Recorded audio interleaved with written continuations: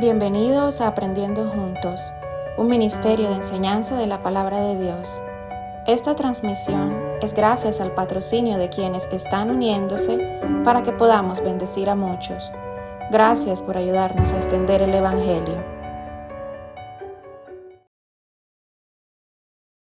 Bienvenidos a un nuevo ciclo de enseñanza de esta preciosa palabra de Dios. Y hoy entonces inicio con la iglesia de Pérgamo. Antes de entrar en materia, quiero hablarles un poco del apóstol Juan, que fue el que escribió el libro de Apocalipsis. Y voy a tocar mucha historia, por lo que les pido presten muchísima atención, porque si se me desconcentran no van a entender nada los siguientes 7 viernes. El apóstol Juan fue quien escribió el libro de Apocalipsis, quien fue uno de los 12 apóstoles de nuestro Señor Jesucristo, quien fue, dice la palabra, muy cercano al corazón de Jesús y quien estuvo parado frente a la cruz en el momento en que Jesús mismo estaba derramando su sangre por el perdón de los pecados de la humanidad, para que ahora todos aquellos que acepten esa sangre lleguen al arrepentimiento y puedan considerarse familia de Dios. Juan estaba ahí parado con María, la madre de Jesús, y él le encargó a ese discípulo amado, como él mismo se autodenomina, yo soy el discípulo amado, él le encargó Jesucristo a su madre diciéndole, Juan, he ahí a tu madre. Y a su madre le dijo, mujer, he ahí a tu hijo. Eso lo encuentran en Juan. Y María vivía con el apóstol Juan. El apóstol Juan termina viviendo su vida en Éfeso. A diferencia del apóstol Pablo, Juan sí vio la destrucción de Jerusalén. El apóstol Pablo no alcanzó a verlo porque murió en el año 67 y fue en el año 70, 3 años después de la muerte de él, que llegó el general Tito, hijo del emperador Vespasiano, a tomarse Israel, a Jerusalén, y destruyó completamente el templo. Eso lo vio Juan, que vivió 101 años. El apóstol Pablo no alcanzó a verlo. Debido a que Roma se tomó completamente Israel y Roma esclavizó a todos los judíos, y a los que no esclavizó los mató en esa matanza, Roma mató a más de 1 millón de judíos. Y el apóstol Juan no podía vivir ya en Israel.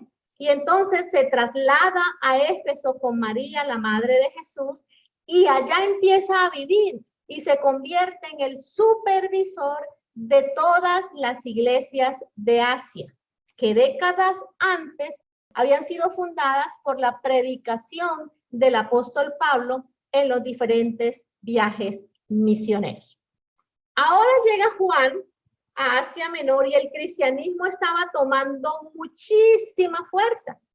El Imperio Romano al inicio no le veía problema a eso, porque ellos pensaron, es otra rama de los judíos. Y como los judíos no convierten a la gente, el judío es judío y cree en el Dios de Abraham, Isaac y Jacob, y el resto son una mano de paganos con dioses falsos, el judío no convierte. Él llega allí y los romanos pensaron, es la misma cosa, es una rama ahí de estos judíos. Pero resulta que el cristianismo ahora venía a convertir a toda la humanidad al único Dios verdadero y a su Hijo Jesucristo, a quien a él había enviado para el perdón de los pecados.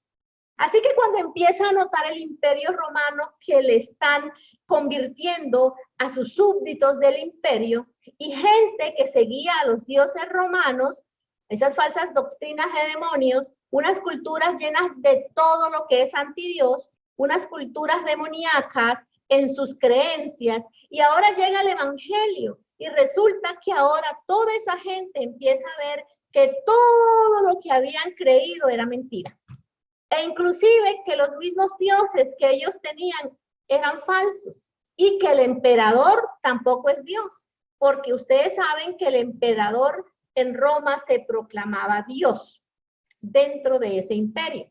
El mayor Dios era el César, el emperador. Y cada provincia, cada ciudad, cada pueblo, había un templo para adorar al César. Y que la gente entonces llegara a ese templo a llevarle las ofrendas. El imperio entonces se da cuenta que los cristianos se están convirtiendo a los romanos y que estaban abandonando la adoración al César, y es allí cuando se vuelve el cristianismo una amenaza para el imperio romano, y es allí donde empieza la persecución. Ahora, en este tiempo, está el emperador Domiciano. Cuando el emperador Domiciano ve que se está multiplicando el cristianismo, decide entonces exiliar de Éfeso al apóstol Juan, al cristiano hasta ese momento vivo más famoso de la tierra. Y entonces decide mandarlo a la isla de Patmos. Este es Juan, el que había escrito el Evangelio de Juan, primera de Juan, segunda de Juan, tercera de Juan. Y estas cartas se leían por todo el imperio en todas las iglesias. Así que el emperador Domiciano pensó, voy a acabar con esto. Voy a enviar a prisión a este cristiano y lo mete en la cárcel. Envía a Patmos al apóstol Juan, que es una isla que está a unos 100 kilómetros de la ciudad de Éfeso, que Roma la tenía como una isla prisión y un lugar de destierro. Seguramente muestran los historiadores que Juan vivió en una cueva, sin comodidades, privado de muchas cosas. La isla de Patmos, aun si ustedes la miran en Wikipedia, es una isla volcánica. Tiene escasos árboles, no hay cultivos aún hoy en día. Allí estuvo él. Nosotros no iremos a Patmos en esta peregrinación, pero actualmente me puse a investigar cuánto queda de Éfeso para ir a Patmos. Y en un catamarán, que es supremamente rápido, se puede uno demorar de Éfeso a la isla de Patmos 2 horas aproximadamente. Pero en la embarcación en la que enviaron al apóstol Juan, se tuvo que demorar más o menos unos 10 días. El apóstol Juan estuvo allí en la isla de Patmos por 2 años aproximadamente. Y esto que sucedió es un aprendizaje aún para nosotros, muy grande. ¿Por qué? Porque aunque eran tiempos de persecución para el cristianismo, aún allí en esos tiempos Dios cuidó a su siervo. Dios lo protegió, Dios lo cuidó. Lo que Dios tenía preparado era algo mucho mayor de lo que pensó Domiciano. Domiciano pensó, con esto me lo quito de encima, pero Dios tenía un plan y cuidó a ese siervo, porque el plan que tenía el Señor era darle a Juan la más grande revelación que no solamente Juan había tenido, no era solamente para Juan, sino para toda la humanidad y para todas las iglesias aún hoy en día. El libro de Apocalipsis se le fue revelado, porque fue en esa isla de Patmos ahora que el mismo Jesucristo le dicta a Juan ese libro. Y al año siguiente, ¿qué sucede? Muere el emperador y es allí cuando el apóstol Juan regresa a Éfeso con el libro de Apocalipsis listos para las iglesias del Señor Jesucristo. Ese es nuestro valiente apóstol Juan, que quedó con vida porque Dios tenía un propósito que cumplir con él, que era darle el honor de cerrar el libro sagrado de la humanidad, este precioso libro llamado la Biblia. A Moisés le tocó el honor de abrir las escrituras con Génesis 1:1. En el principio creó Dios los cielos y la tierra.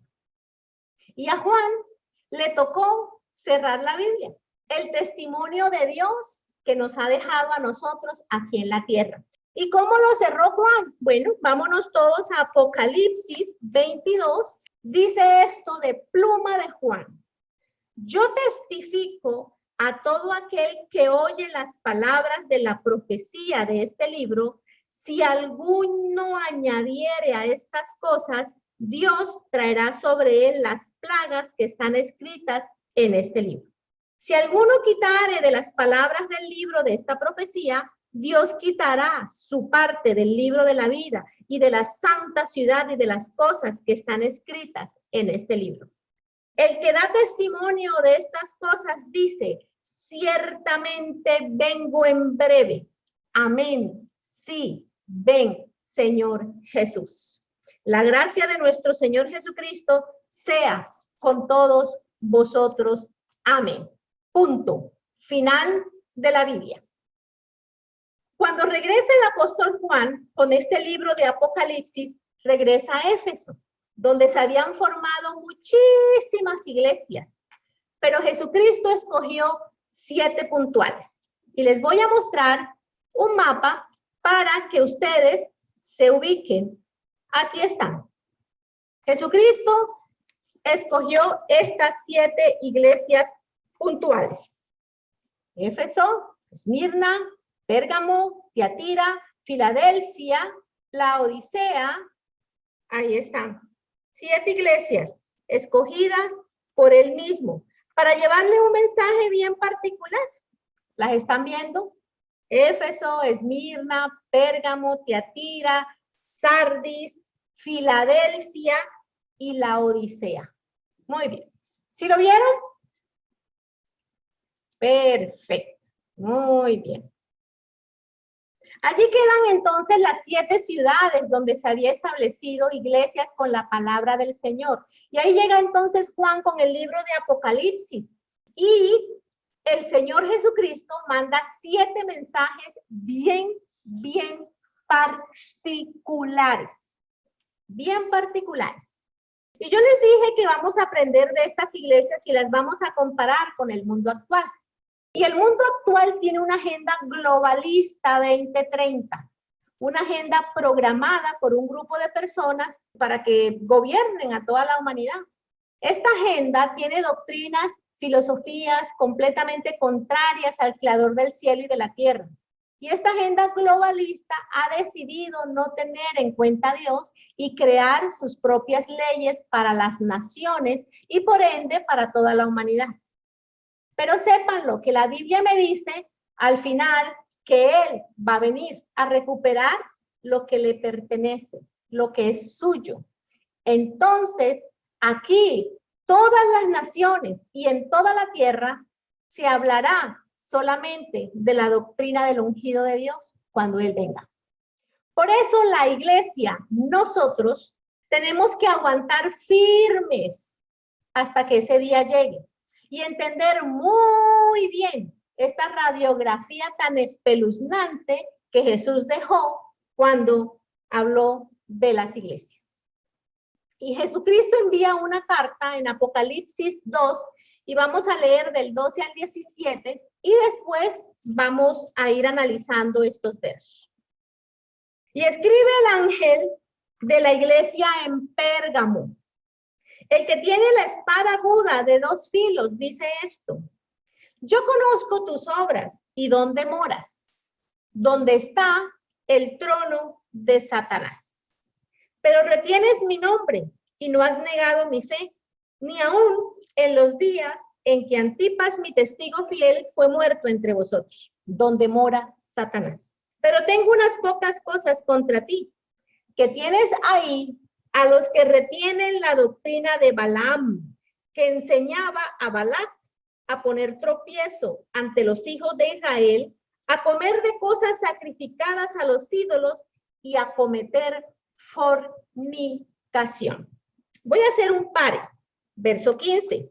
Y también tienes a los que retienen la doctrina de los nicolaitas, la que yo aborrezco. Por tanto, arrepiéntete. Esta es una palabrita que a pocos les gusta escuchar. Arrepiéntete, iglesia. ¿Ok? Pues si no, vendré a ti pronto y pelearé contra ellos con la espada de mi boca. El que tiene oídos, oiga lo que el Espíritu dice a las iglesias. Aunque esto lo está leyendo el pastor de Pérgamo, es un mensaje para todas las iglesias del mundo, incluido nosotros. Al que venciere, daré a comer del maná escondido y le daré una piedrecita blanca y en la piedrecita escrito un nombre nuevo, el cual ninguno conoce sino aquel que lo recibe. Y esto es palabra de Dios. Amén. El que está haciendo el dictado al apóstol Pablo se llama Jesucristo y le está diciendo a Juan, escribe al ángel de la iglesia de Pérgamo. Jesús le escribe al pastor de la iglesia de Pérgamo. Jesús no le habla directamente al pastor en ese momento. ¿Por qué? Porque un apóstol está vivo y Jesús siempre respeta la autoridad. Por eso Jesús no va y dice, ve, voy a hablarle al pastor de Pérgamo a comentarle unas cositas. No, él se dirige a su autoridad más cercana y ese era el apóstol Juan. Por eso le habla al apóstol que está vivo, para que se dirija el apóstol que está vivo al pastor de esa iglesia. ¿Lo comprenden? Y escribe el ángel de la iglesia en Pérgamo. El que tiene la espada aguda de 2 filos dice esto. Hago un pare. Aquí tenemos 2 preguntas. ¿Quién es el que tiene la espada aguda de 2 filos? Jesucristo. ¿Y cuál es la espada de 2 filos? La palabra de Dios. Muy bien. Ahí está. El que tiene la espada aguda de 2 filos se llama Jesucristo, porque las escrituras nos dicen que la espada es la palabra de Dios. Por lo tanto, Jesucristo tiene una espada que es más cortante que las espadas naturales que conocemos. Y esa espada está en su boca. Que cuando Jesucristo habla, lo que él habla penetra a lo que le está hablando. Es certero, es preciso, es exacto. Mire cómo nos define la espada que es la palabra. Hebreos 4:12. Porque la palabra de Dios es viva y eficaz y más cortante que cualquier espada de 2 filos, penetra hasta la división del alma y del espíritu, de las coyunturas y los tuétanos, y es poderosa para discernir los pensamientos y las intenciones del corazón. ¡Qué espada tan poderosa, Dios mío! Porque una espada natural, un cuchillo normal, aunque sea de doble filo, llega hasta los tejidos del cuerpo y listo. Pero la palabra que Jesús tiene en su boca, me está informando la Biblia, no solamente penetra los tejidos, el cuerpo humano, sino que penetra hasta la división del alma y del espíritu, de las coyunturas y los tuétanos, y llega hasta los pensamientos y las intenciones del corazón del hombre. Usted puede decirle a Dios que lo que sea con sus labios, te amo, te adoro, aleluya, gloria, amén. Usted puede decirle a Dios lo que sea, pero Él sabe lo que usted piensa y sabe cuál es la intención de su corazón. A nuestro Creador no lo podemos engañar con palabras sueltas, porque Él de hecho conoce nuestros pensamientos y cuál es la intención detrás de nuestras acciones y de nuestras palabras. Jesucristo entonces lo que está diciendo es, yo Jesucristo, cabeza de la iglesia, te digo a ti, apóstol Juan, último apóstol de los 12 que queda con vida, que te voy a utilizar para cerrar la Biblia, que le escribas al pastor que está en la iglesia de Pérgamo, el que tiene la espada aguda de 2 filos, o sea, yo Jesucristo, que el pastor le voy a mandar a decir que recuerde lo que significa esa espada. Que él recuerde que yo sé cuáles son sus intenciones. Dígale que yo conozco sus pensamientos, que yo conozco sus miedos, que yo conozco sus temores, sus ansiedades. Yo sé lo que pasa por su mente. Yo sé aún de qué sufre, qué le sucede. Yo sé aún lo que está pensando. Y a él yo me le presento entonces para recordarle que yo sé lo que él está pensando. Imagínense ustedes si fueran los pastores de la iglesia de Pérgamo y uno leyendo esto, ay, este mensaje es para mí. Bueno, sí, me lo manda Jesucristo, el que conoce todas mis intenciones, el que conoce todos mis pensamientos. el que no puedo engañar, el que no le puedo mentir, me manda este mensaje. Yo conozco tus obras. Le está diciendo, yo sé todo lo que pasa en tu iglesia. Yo conozco la obra de tu iglesia. Yo no soy ajeno de lo que está sucediendo allí. Yo los conozco. Sé qué hace cada uno. Sé cómo colaboran o cómo no colaboran. Sé cómo ayudan o cómo no ayudan. Sé cómo interactúan unos con otros, si se odian, si se aman, si se respetan. Yo me los conozco todos, aunque vayan a la iglesia y se saluden de besito. Yo sé sus pensamientos. Yo sé todo. Yo conozco tus obras. Yo estoy al tanto de todo, iglesia de Pérgamo.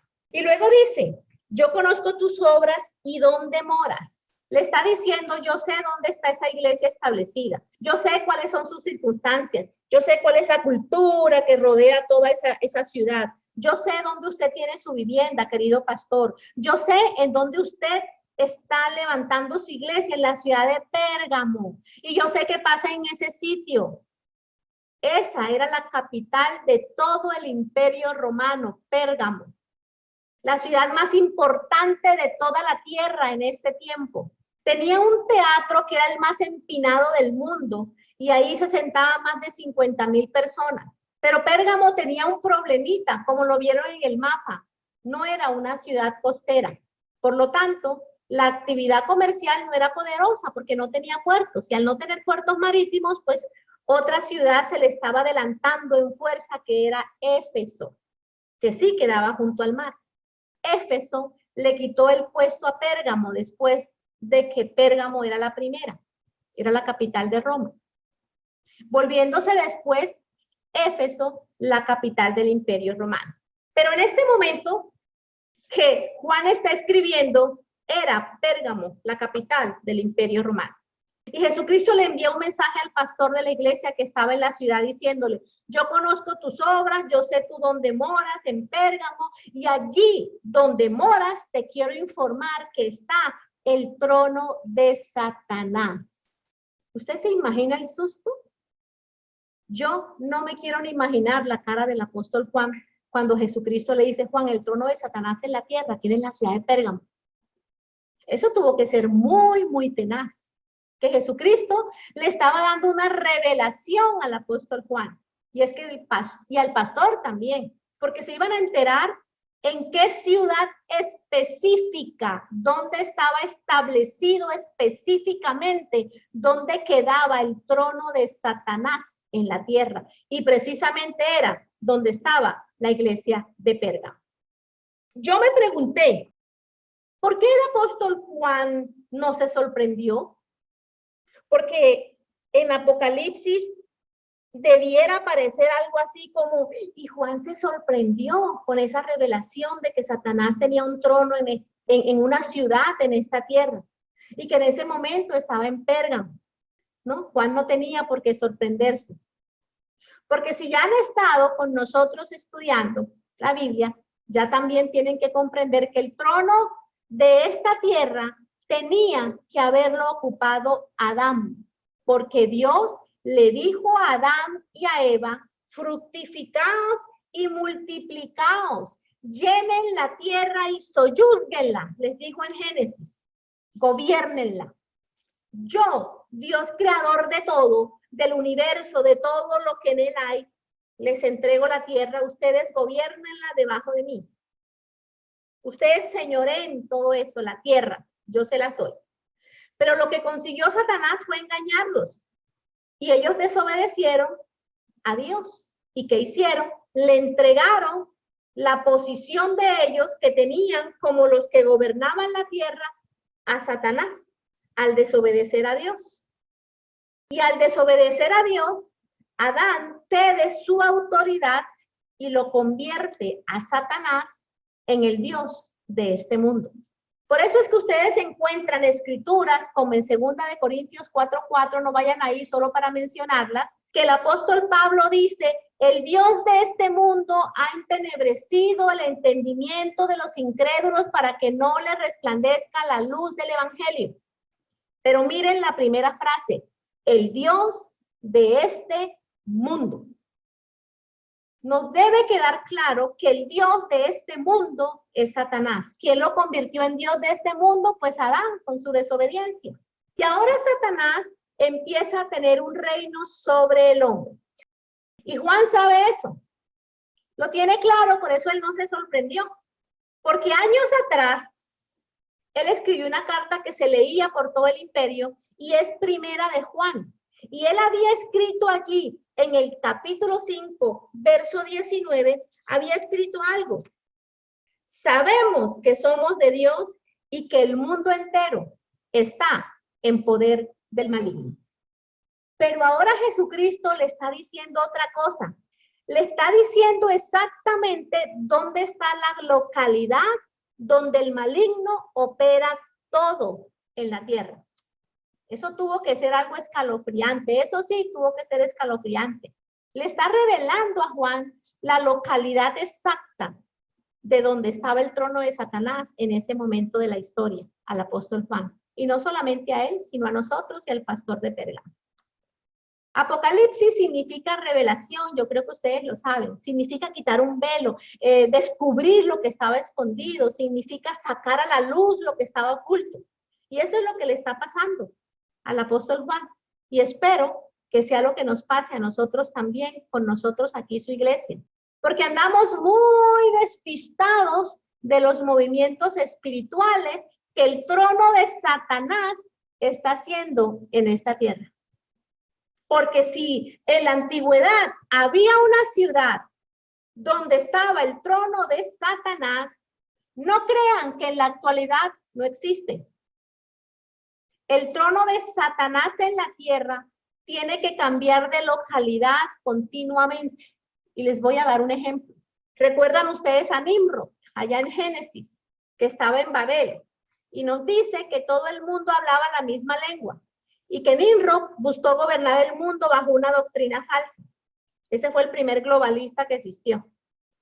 Y este Nimrod, bajo esa doctrina falsa, buscó crearse un nombre diferente al nombre del Señor y Dios de todo el universo.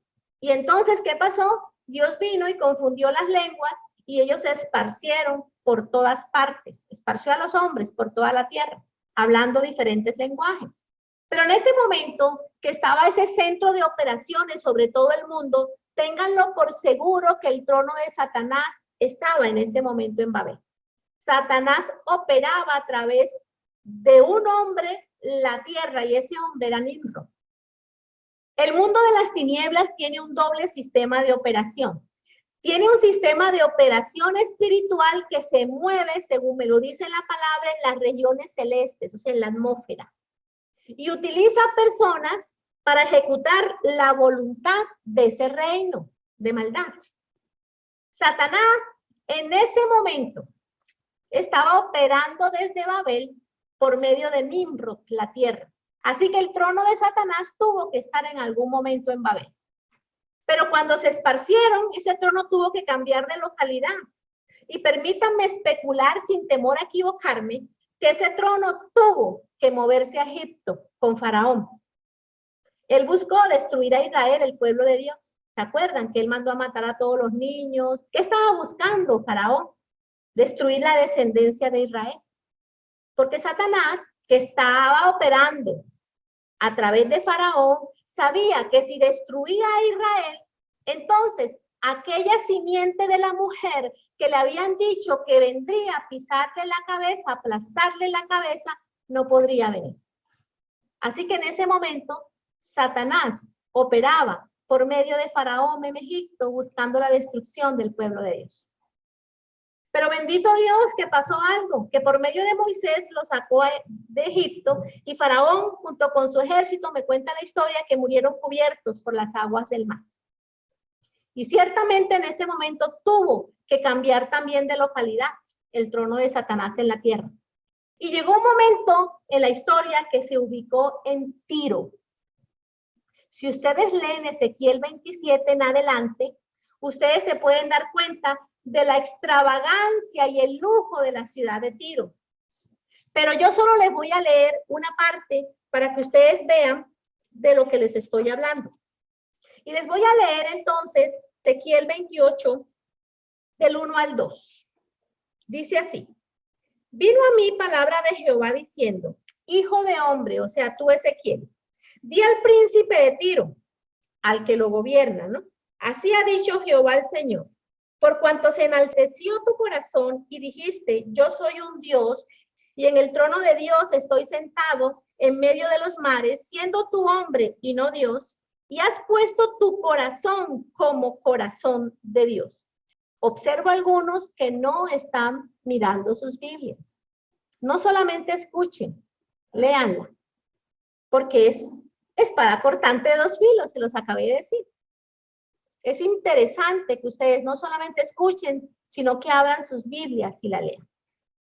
Dios le dice, mira, ya hay un tipo en Tiro que él se siente Dios. Imagínate la arrogancia y el orgullo de este tipo. Pero yo quiero que miren algo. Miren sus Biblias y miren cómo él dice. Yo soy un Dios. O sea, el príncipe de Tiro o el gobernante en Tiro dice, yo soy un Dios en minúscula.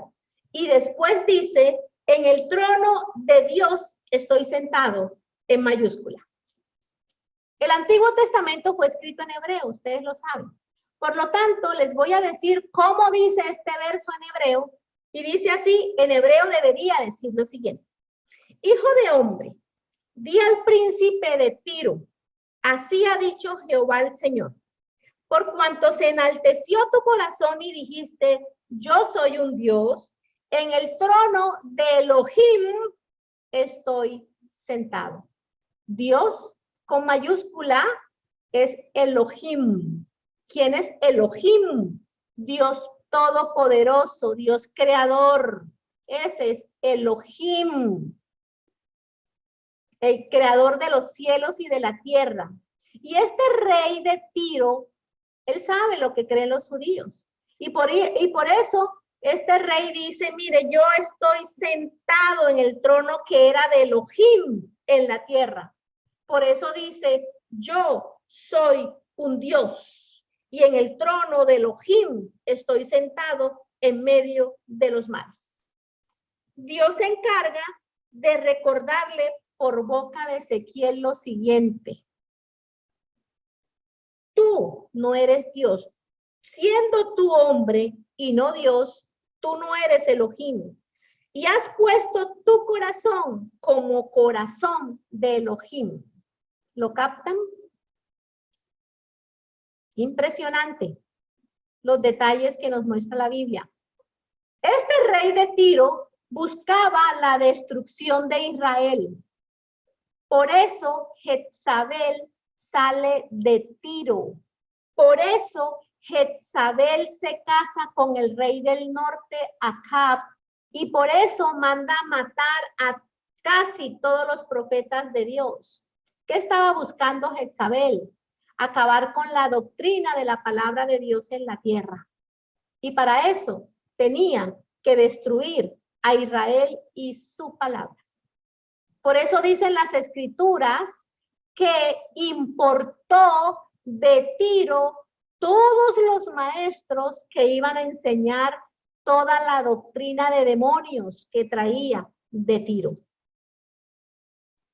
Todo eso, esa historia de Acab y Jezabel la encuentran en Crónicas y en Reyes. Por eso está pasando eso, porque en ese momento empieza Jezabel a enseñar y a lavar del cerebro a todo el mundo y que empiecen a operar bajo un sistema diferente a la palabra de Dios. Y eso hizo con Israel. Y este atrevido dice, yo estoy sentado en el trono de Dios en esta tierra, sirviendo a otro Dios, pero no a Dios, a un Dios con D minúscula que es Satanás. Porque él me dice la palabra que era el rey de Tiro, pero Dios no le dice rey. Dios le manda a decir, dile al príncipe de Tiro, le vas a decir lo siguiente, al príncipe de Tiro, y después se va a referir al que gobierna al príncipe, porque ahora sí dice, y le vas a decir al rey tal cosa. Pero antes de llegar allá, él dice, él le manda una sentencia a ese rey. Hablarás delante del que te mate, diciendo, yo soy Dios. tú, hombre, eres y no Dios, en la mano de tu matador.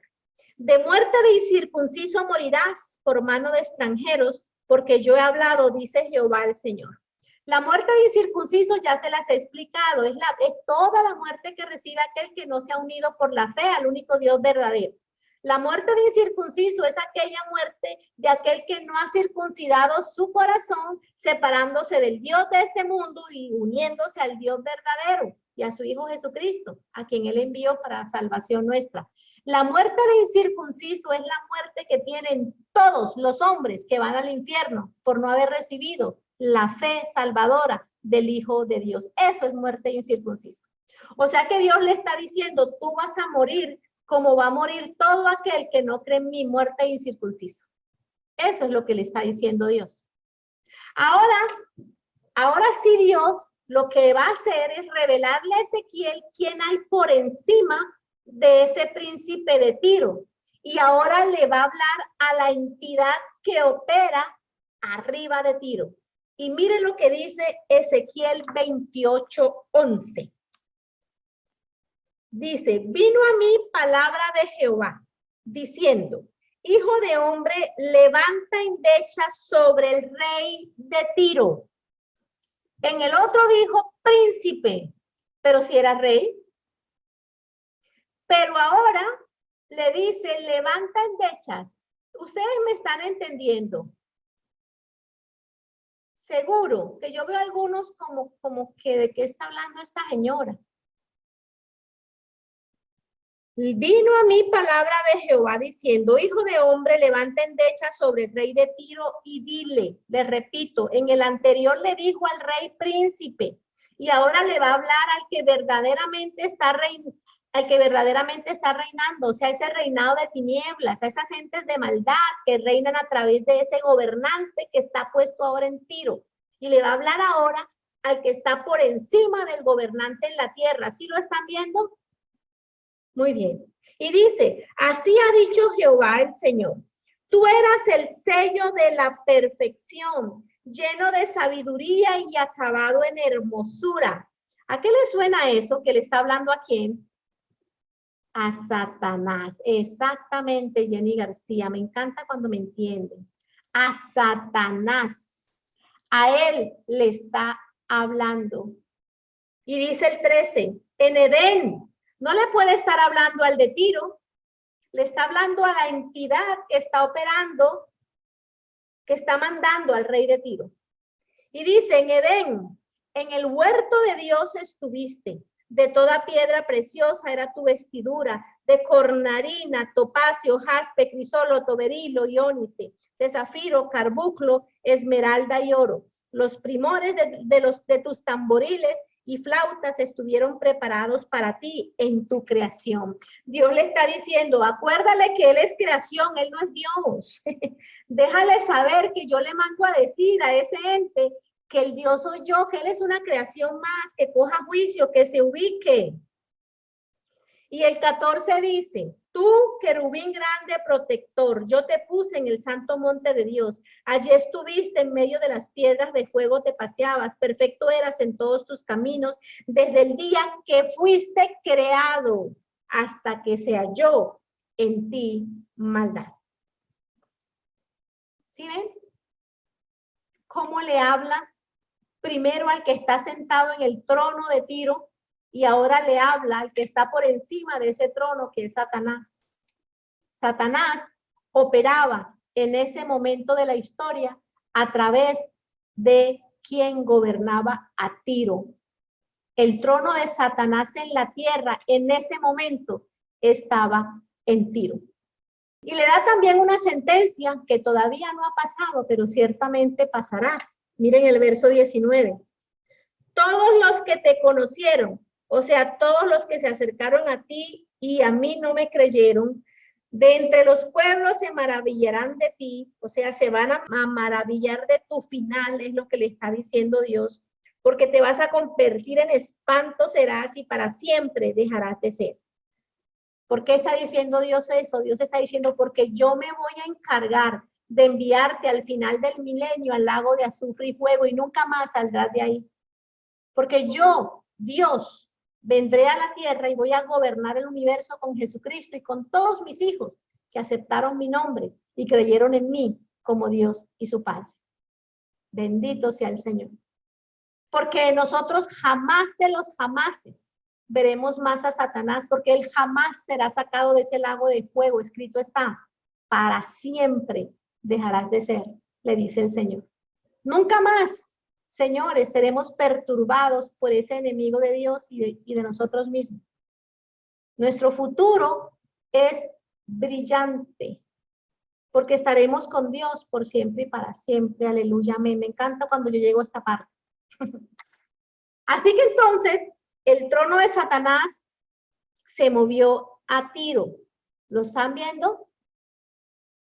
Y si usted quiere saber en qué sitio de la tierra se ha movido e incluso dónde está actualmente en el 2022, dónde se encuentra operando el trono de Satanás aquí en la tierra, en qué país o en qué ciudad, pues lo invito a que no falte el próximo viernes, porque esta historia continuará. Amén. Esperamos que hayas sido bendecido con esta enseñanza y te invitamos a que te suscribas. Bendiciones.